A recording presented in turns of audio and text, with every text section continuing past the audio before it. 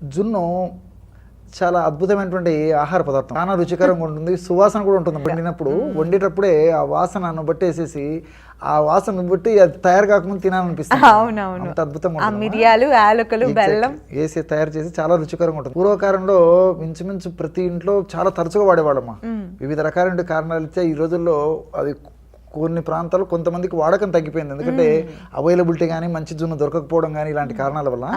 But జున్ను చాలా పరిపుష్టికరమైనటువంటి ఆహారం అమ్మా. బలమైంది, చాలా బలమైనటువంటి ప్రోటీన్స్ చాలా ఎక్కువ ఉంటాయమ్మా. మన దేహానికి కావాల్సినటువంటిది ప్రోటీన్ కూడా చాలా చాలా అవసరం అమ్మా. పిండి పదార్థాలు అదేవిధంగా కొవ్వుతో పాటు ప్రోటీన్ కూడా చాలా అవసరం. సో జున్నులో ప్రోటీన్స్ విపరీతంగా ఉంటాయమ్మా. సో ఈ ప్రోటీన్స్ ఉండడంతో పాటు అనేక రకాలైనటువంటి మైక్రోన్యూట్రియంట్స్, ఈ సూక్ష్మ పోషకాలు కూడా ఉంటాయమ్మా. ఎప్పుడైతే ప్రోటీన్స్ బాగున్నాయేమో ప్రోటీన్స్ దేహదారుఢ్యానికి ఉపయోగపడతాయి, కండరాలు బలంగా ఉండేందుకు, దృఢంగా ఉండేందుకు, అదేవిధంగా వ్యాధి నిరోధక శక్తి బాగా పెంపొందింపజేసేందుకు, హార్మోన్స్ బాగా ఉత్పత్తి అయ్యేందుకు, ఇలాగా అనేక రకాలుగా ఈ యొక్క ప్రోటీన్స్ ఉన్నటువంటి ఈ జున్ను ఉపయోగపడుతుందమ్మా. కాబట్టి తరచుగా వాడుకోవడం చాలా చాలా మంచిదమ్మా జున్ను.